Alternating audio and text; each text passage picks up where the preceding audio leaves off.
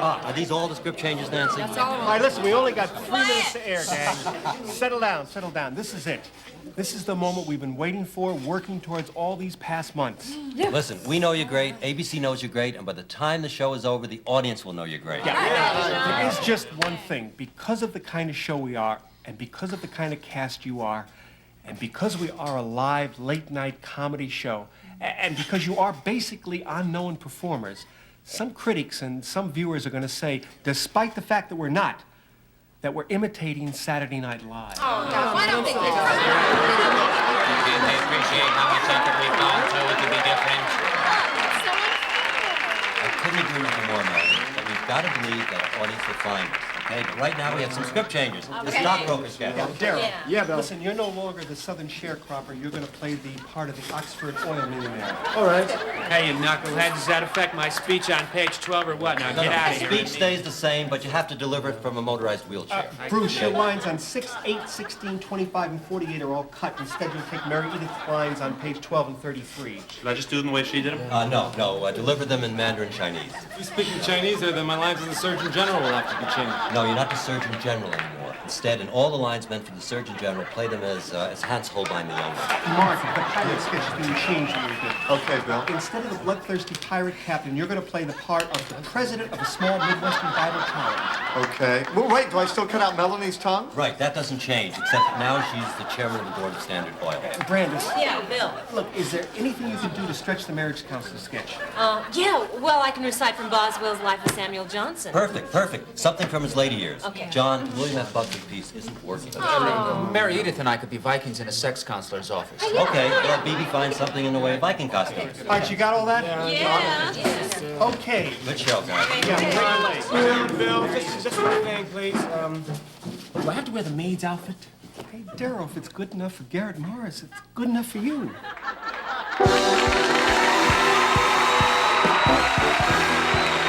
Live from the Los Angeles Bases, it's Friday, starring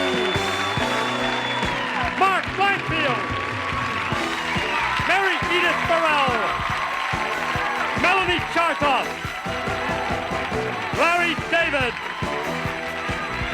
Darryl Agus, Brenda's Kemp,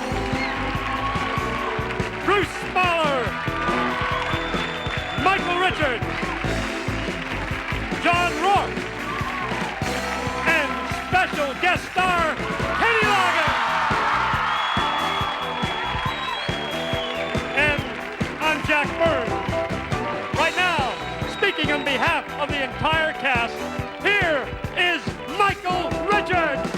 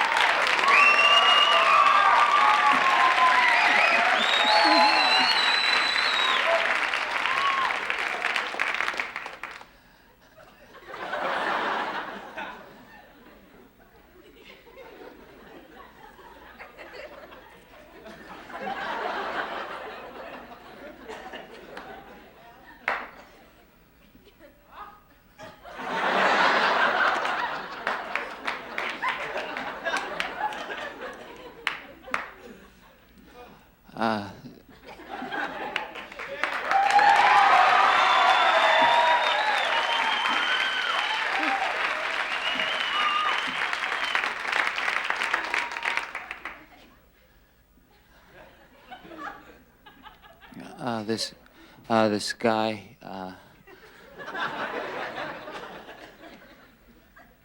you heard it before?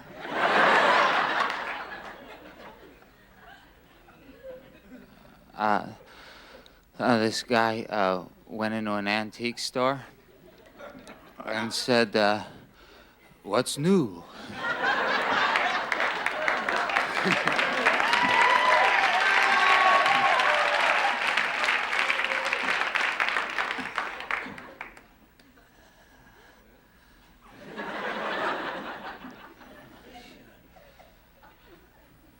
Knock, knock.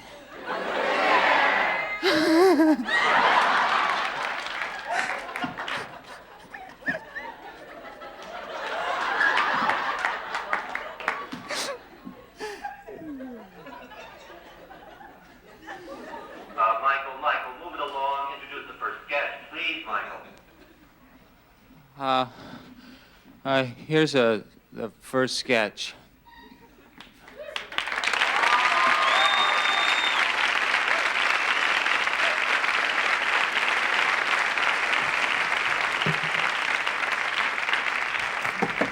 Honey, do you think everything looks all right? Fine, dear. Honey, I wish you would hurry. The letter says 5-ish, and it's already 5-ish. Well, I'll be there. You know, honey, I think our little girl's really in love. Every time she wrote his name, it was K-E-N with big letters. Harry, I wish you would hurry. You're making me nervous. Besides, I need that National Geographic for the table. Honey, relax. Blue people eating bugs. And you're worrying about our daughter's new boyfriend. Everything's gonna be fine. Well, there they are. Hi, Princess. Hi, Dad. Hi, honey. Oh. Mom, Dad, this is Ken.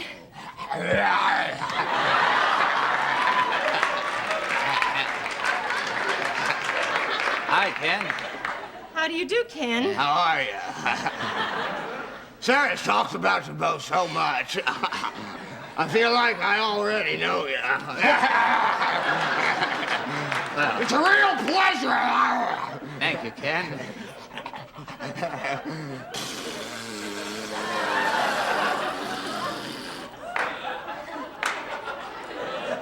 Excuse me, could I use your bathroom? I'd like to freshen up a bit. Sure, Ken, right through the door.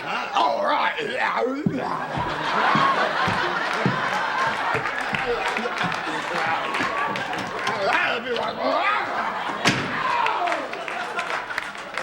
Well, Mom, Dad, what do you think, huh? Oh, well, he seems nice. Well, it's just only... Just what, Dad? Well, it's you didn't tell us that your Ken was a monster.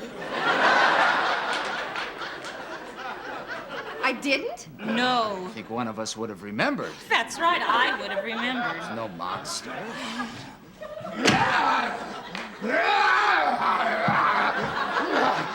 Boy, I love the bathroom wallpaper. Especially the naked mermaid.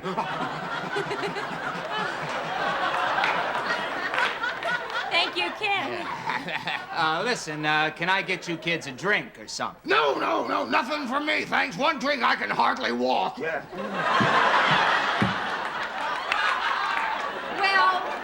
why don't we just sit down and get to know one another, huh? Okay.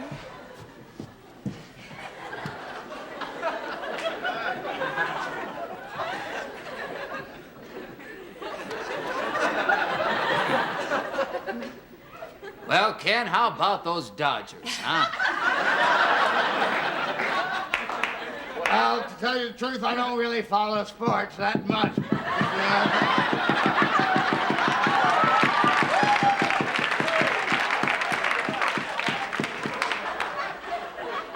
If you know what I mean. So, Ken, what do you do? Oh, I'm a mime. A mime? Yeah, Ken's a mime, Mom.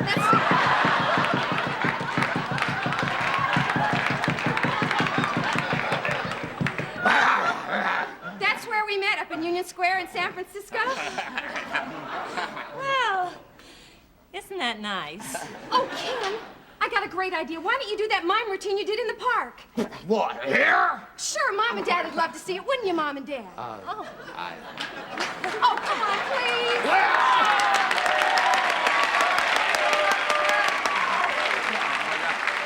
Well, if you're gonna twist my arm...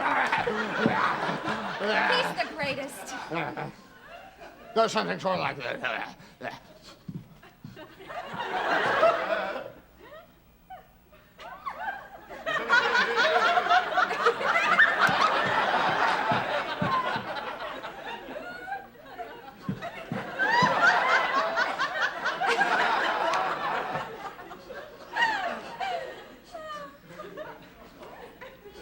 Oh, I love this part. This is great. Oh, here come the balloons. This is the best part. Oh, Ken, that was terrific.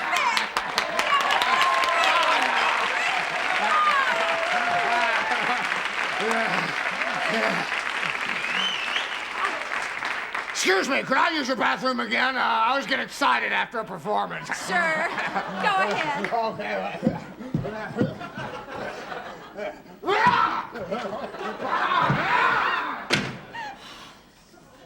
Mom, Dad, I can see you're a little disappointed. Well, honey, it's just that we've never had a cross-eyed hunchback monster mime in the family before. In the family? We're not getting married. We're just good friends. Ken's gay.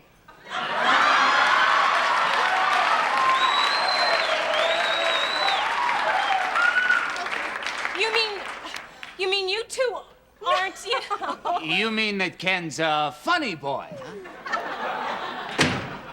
I prefer to be called gay, sir.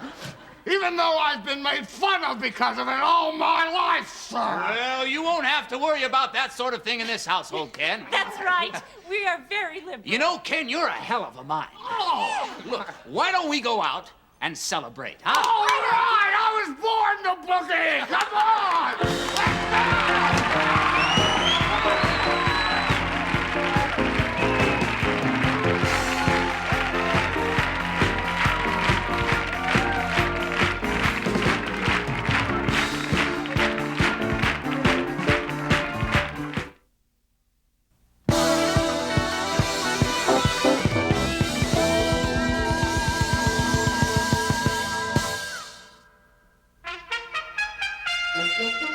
Let's This is the Friday edition with your correspondent, Melanie Chardoff. Good evening, I'm Melanie Chardoff, and these are tonight's top stories. In his hardest-hitting speech since the prolonged international crisis began, President Carter threatened direct military intervention, saying he would use the Marines, the Air Force, the Navy if necessary, and he did not rule out the usage of nuclear force. He added, "If this doesn't show the Olympic Committee I mean business, nothing will."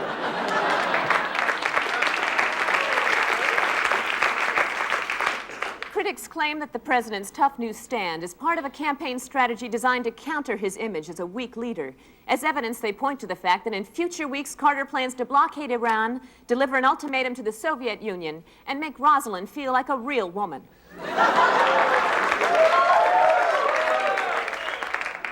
In related news, the Shah of Iran is resting comfortably in Cairo following removal last week of his cancerous spleen by Dr. Michael DeBakey of Houston, Texas. As an expression of his country's gratitude for the success of the operation, President Sadat had the Shah's spleen bronzed and is shown here presenting it to Dr. DeBakey. In Washington this week, a report released by the National Drug Abuse Council stated that more Americans than ever are using illegal drugs. Yes.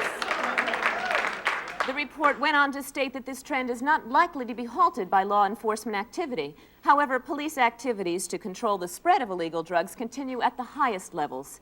Here we see Miss Lillian Carter being led away after her arrest for selling 5 ounces of marijuana to an undercover police officer.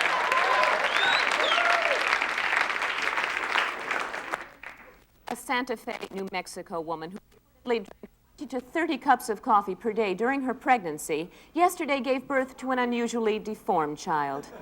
The 8-pound, 6-ounce baby boy named Mr. Coffee is doing remarkably well, although doctors feel the child may have been born a caffeine junkie. Now, on Monday night, all eyes will be directed at Hollywood for the 52nd Annual Academy Awards presentation. As a prelude to the awards, we take you now to Michael's Pub in New York for an interview with Woody Allen. Good evening, Woody. Welcome to the Friday edition. Thank you. I'm honored to be your guest. Woody, what was your reaction when Manhattan wasn't nominated for Best Picture and you were overlooked for both Best Director and Best Actor? I was shocked. I was really mortified. But Woody, you've always expressed great disdain toward the concept of artists competing for Oscars. That was just an excuse. My real reason was that I could not bring myself to fondle the statue of a naked man on live television. It's against my mores. I could not do it. Oh, but my analyst told me that being neurotic should not stand in the way of a true artist. It didn't stop Kafka or Nietzsche or Christy McNichol. Well, Woody, at least you and Marshall Brickman are nominated for Best Original Screenplay. Brickman wrote most of it. I typed it. Geez, I was all set to go. I rented a tux. I even had a date. This is really going to kill the girl. She already bought a dress. It's the same one she's wearing to the prom. Woody, I'm afraid we're running out of time, but... I even had my speech ready. I would like to thank my manager, my producer, and especially of all my idols, St. Thomas Aquinas, one of the really great wits of the 13th century. Yes, Woody. Well, I want to thank you. We have to go. Tension's Thank you setting for in again. I joining may get a us on our Friday hysterectomy. I don't know what it is. edition. Thank I'm you. getting anxious, and I can't see what's happening.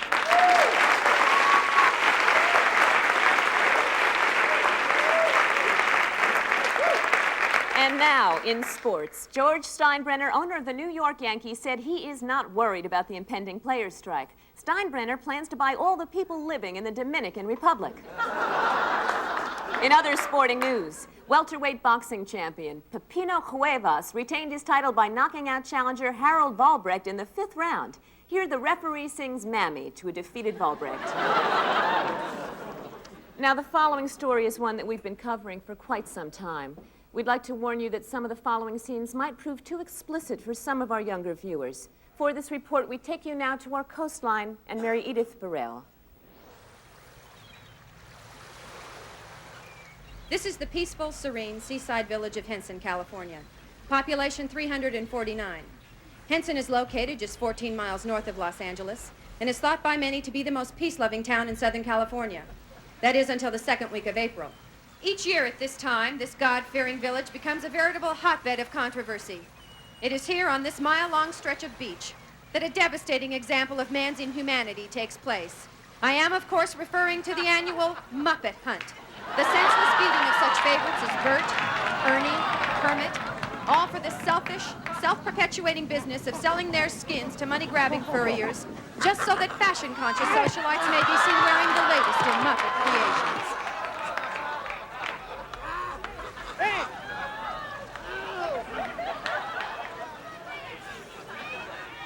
This heartless display does not go unnoticed by the townspeople here. They rally, they protest, they even try to stop these untamed, unrelenting brutes from completing their torturous task. But to no avail. The question we all ask ourselves is a simple one. Who would be sick enough to purchase and wear a coat that was once a television personality? I'm here on Rodeo Drive in Beverly Hills, purportedly the richest street in the world. Beyond this storefront lies a sight not for the squeamish.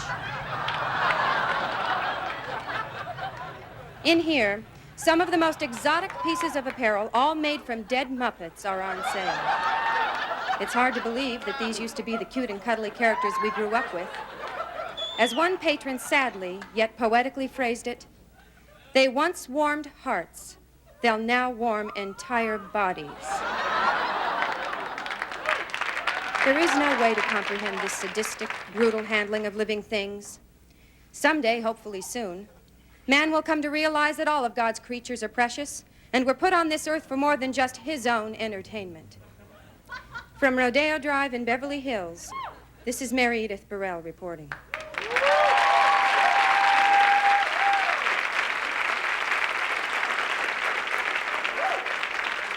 Please join us next week when we continue our profile of presidential candidates as Ronald Reagan discusses his sex life.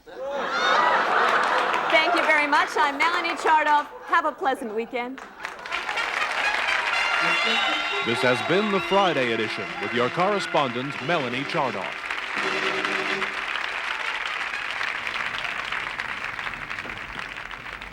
Joanne, how are you? Oh, you've put on weight. Oh, I'm sorry. I thought you were someone else. Oh, shut up.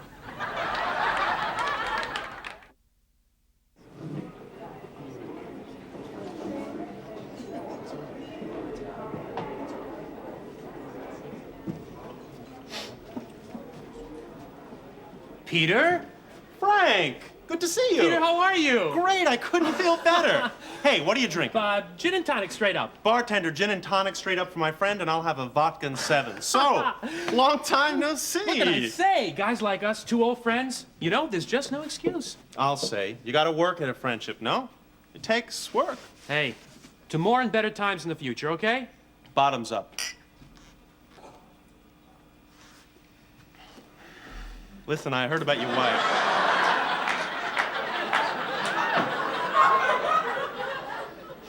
Louise. I'm really sorry, Frank. You two were a great couple. How'd you hear about it? I was all over the papers. Look, the girl was really sick. Anybody who'd push her head through a drill press like that. You haven't got to say anything, Peter. She's dead. I loved her, and now she's dead, that's all. Can I freshen that for you? Please. Bartender, do it again, please. 2 more, and keep them coming.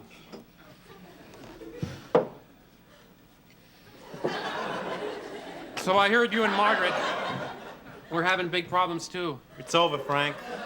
She wants the separation, and I'm giving it to her. That's the long and the short of it. Really too bad, man.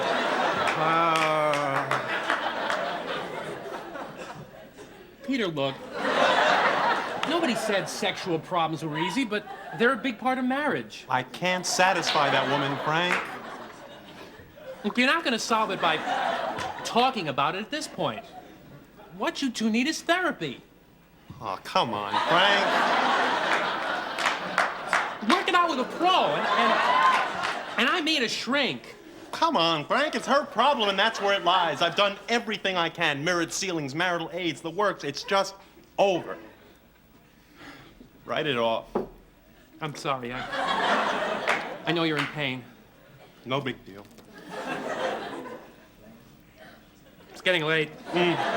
Almost 5. I gotta catch the bank. Hey, good luck, and whatever happens, let's be in touch more, huh? Okay, see you later. Take it slow.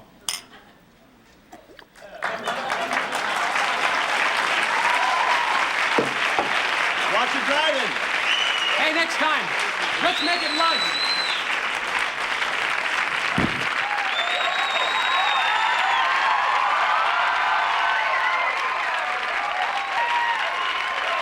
Now, here is Kenny Loggins.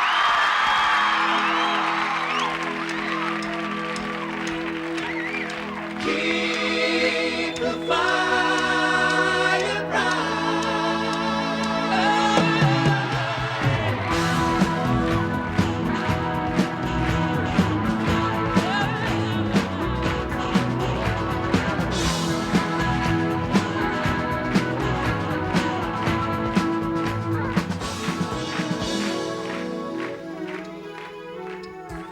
There's a river in the evening and will flow, and you're wishing you could see how far it flows, rolling on to an endless sea. You'd be well on your way if you could only set sail. Dreams can drift away and sins can fill, and now where's your vision if the embers flicker out? Don't let it slip from you. The horizons are waiting.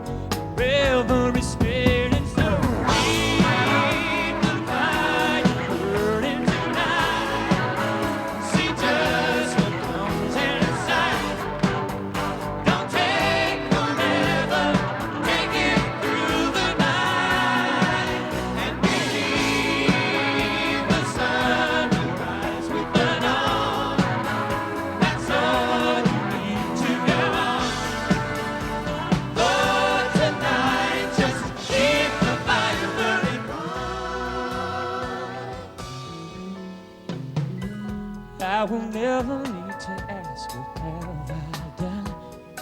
It's a moment when it's clear there's only one. Oh, whatever you need of me, I have made up my mind. I'll give you more than you asked for. And there are those who can't foresee where we will go, but all the future I don't want to know. Only that you'll be here with me while the embers still glow. We'll be safe till tomorrow. So keep the fire burning tonight.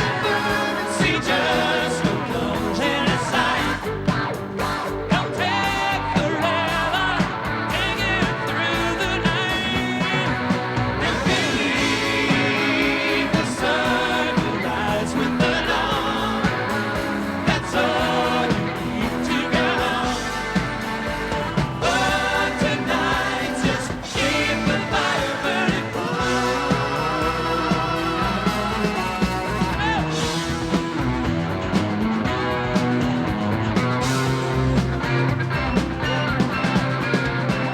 Keep the fire burning tonight. See just what comes in a sight. Don't take forever, take it through the night. And believe the sun will rise with the dawn. All you need to go on. For tonight, just keep the fire burning.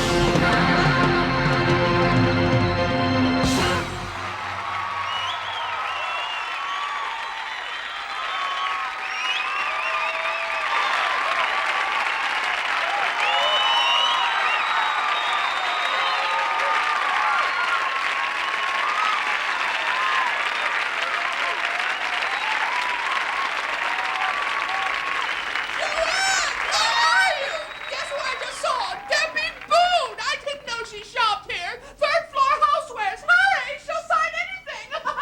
Oh, shut up! How's your big leg sister doing? See those guys? That used to be me. No job, no ambition, nothing to give my life a sense of purpose or accomplishment. That's not me no more.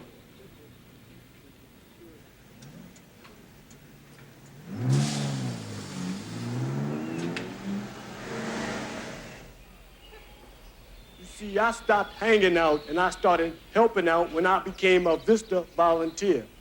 I did not know it before, but there was people in my community who needed the type of help that I could provide. And they live in your community too, in places like this. That's right. Throughout the country, there are wealthy families who need the help of the underprivileged. And that's why Vista was formed. Volunteers in service to affluent honkies.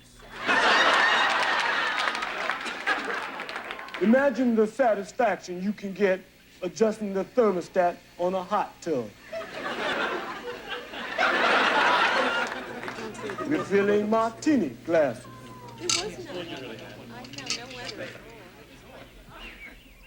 And what could be more rewarding than the gleam in a young boy's eye when taking off in his first Mercedes? Want to know more about how you can help? Right Vista, Washington, D.C. Vista. Volunteers in service to affluent honkies. Minorities serving white people the way God intended it to be.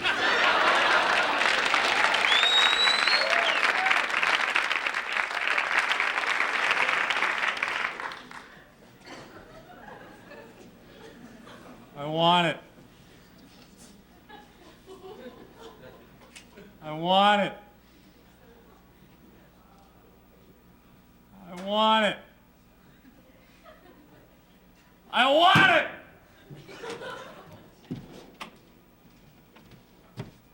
Yes, can I help you? I want it. Anything else? I want it.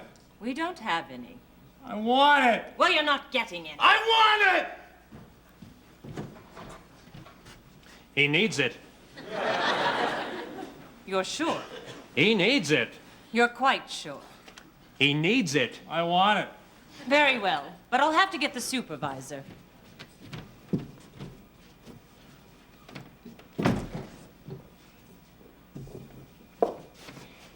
What is it? He needs it. I want it. He needs it. He needs it. Well, he needs it. He needs it. I want it.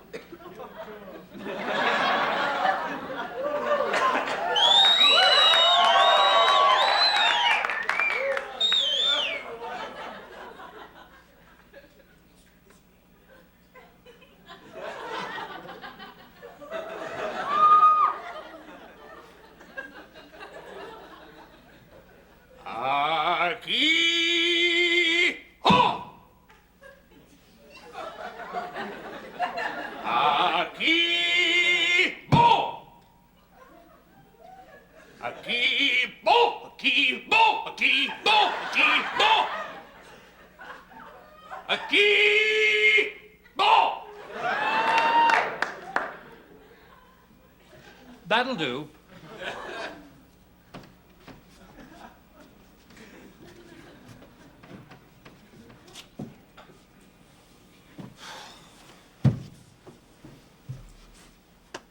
Best Akibo man in the business.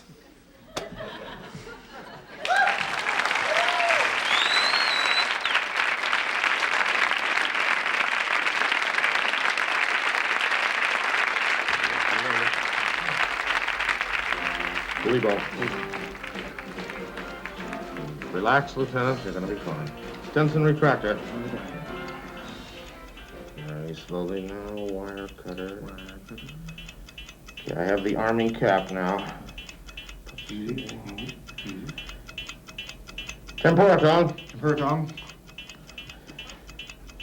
Oh my God! Get the people out of here! Cody, Brett, and Steve race against time to remove a bomb from a policewoman. Tomorrow night on Police Gynecologist.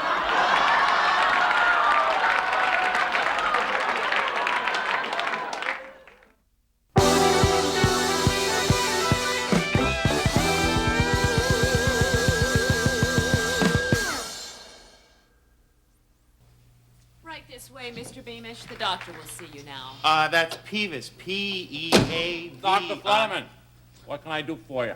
Well, you see, I've never previously consulted a plastic surgeon before, and my reasons for doing so at this particular juncture in my life requires a bit of background and explanation.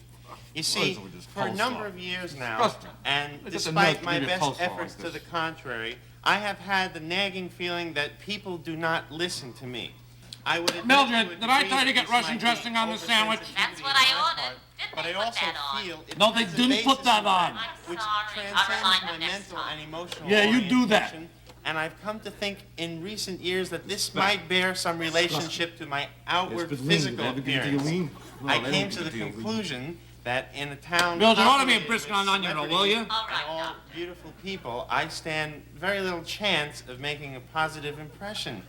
I saw no hope of resolving this problem until I happened across a magazine article about how you were using your talents to make people look like celebrities. So what I've come here today to ask is, can you make me look like a celebrity? Huh? Can you make me look like a celebrity? Ah, big job. Big job.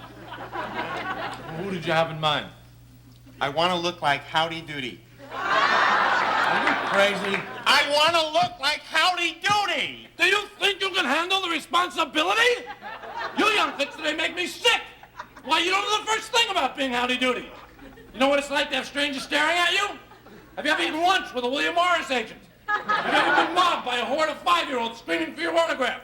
What are you going to do when they say, "Be funny, Mr. Doody"? Where's Clarabelle, Mr. Doody? Where's Princess Summer Fall Winter Spring, Mr. Doody? And you can't produce them. Then what are you going to do, Mr. Big Shot Doody?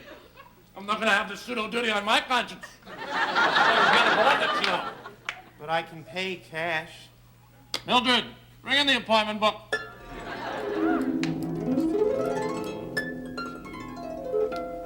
Very easy.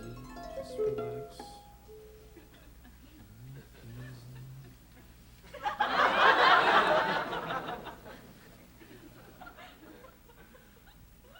Good morning, Mr. Doody. How are you, Mr. Doody? You look terrific, Mr. Doody. What's wrong, Mr. Doody? I am sorry, there are no tables. But we had a reservation. It is impossible. There's nothing I can do. Ah, bonsoir, Monsieur Doody. Comment allez-vous, Monsieur Doody? Would you like a table, Monsieur Doody? Right this way, Monsieur Doody.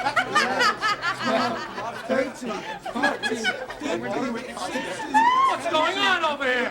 He bet me $5 that he can keep his head in the punch bowl for 60 cents.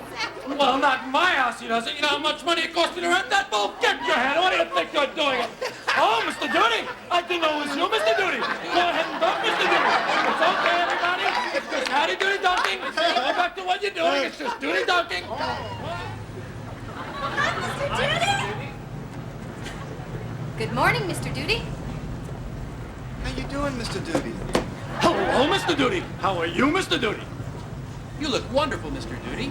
Hey, there's Howdy Doody. Nice day, Mr. Doody. Mr. Peevis basked in the glow of his newfound recognition. But as his doctor, I knew that ahead lay the long and difficult adjustment to life after duty plastic. No one can predict whether surgery such as this will be the answer to a person's prayers or merely the prelude to cruel disappointment. I'm a man who knows about disappointment. But just today I ordered potato salad in a restaurant. It's terrible. It's too much mayonnaise in it. It's so bland, you know. It's not like in New York. There you get potato salad. Yeah, they didn't even dice the potatoes up enough either. I hate that.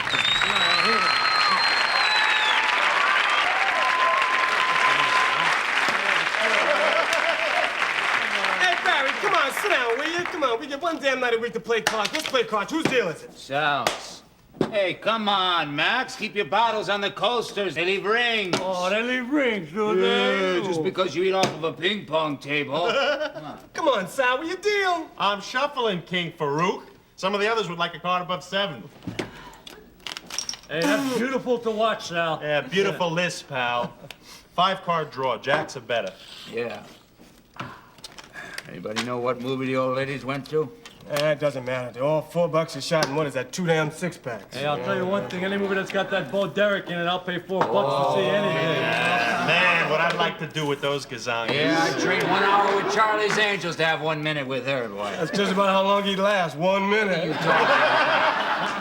What? Just because she's a movie star, you don't think we can handle her? Come on, we can handle her. She's just a broad. I'd like to handle that little broad down at the photomat shack one night. I mean, she's just all alone. That little house just asking for it. Hell, I'm still working on the waitress with the mole. The poor thing, she's dying for me. Well, it's just a matter of time between me and Jake's wife. Yeah? Oh. So he's kind of fumbling around with my tool chest, kind of licking our lips. Know what I mean? Let's face it, man. Let's face it. They want it, we got it. Yeah, right. Whose bet is it anyway? Come on. I'll open for a half. That could be right. Oh, come on, Barry. Jesus. Yeah. Hello. Is your wife at home? No, she's not. Oh, good. We're whores.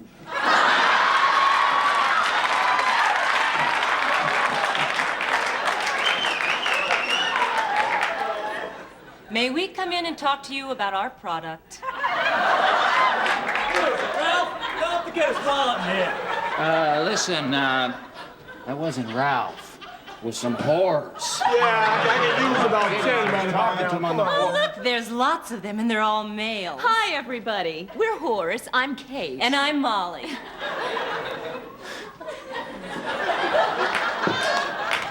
Max. Max, how are you?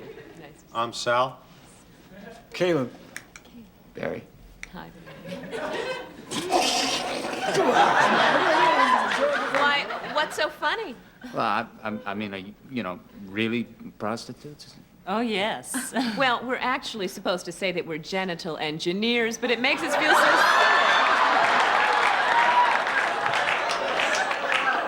silly. Now, here are the things we'll do.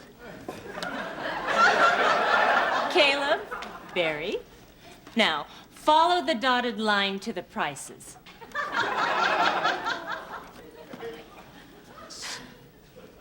Well, now, what'll it be? Who wants to do what with whom? You guys gonna have something?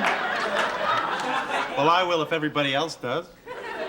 Well, me too. I don't want to be the only one. Yeah, what's the matter with you, you chicken? No, I'm not chicken. Well, See, go you on, do it. do You're it. so Go brave. on. Great, you Well, do you it. do it. You do it. You do it. We can go twosies. Or perhaps the whole bunch of us could go at once. We could just move the coffee table back.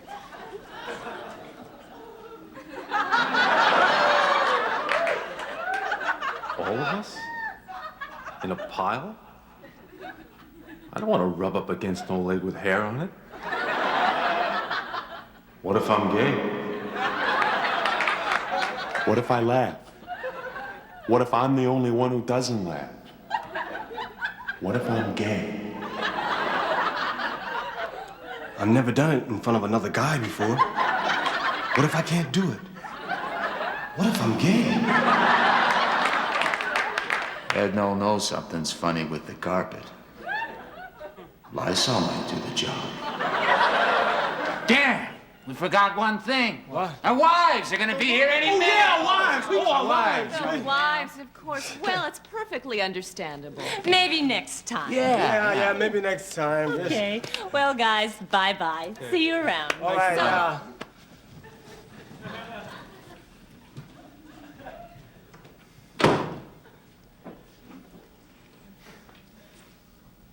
Okay, let's play some cards. Come on. Yeah, let's play some. Who's in? I open for a half, Joe. All right. Okay, I'm hot. I'm in.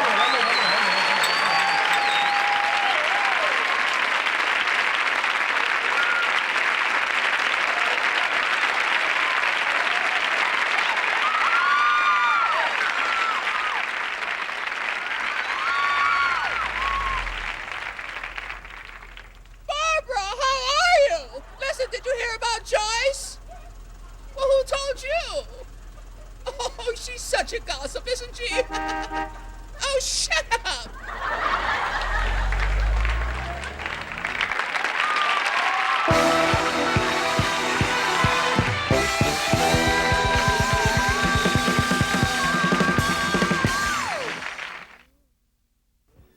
Mary Edith, 15 seconds. Hi, I'm Mary Edith Burrell, and I'd like to thank you for watching our show. I'd also like to thank our special guest, Kenny Loggins.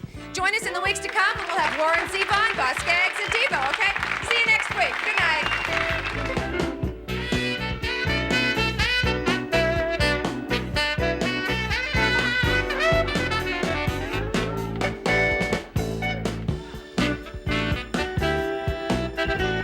Police Doctor, filmed by Michael Nesmith and William Deere.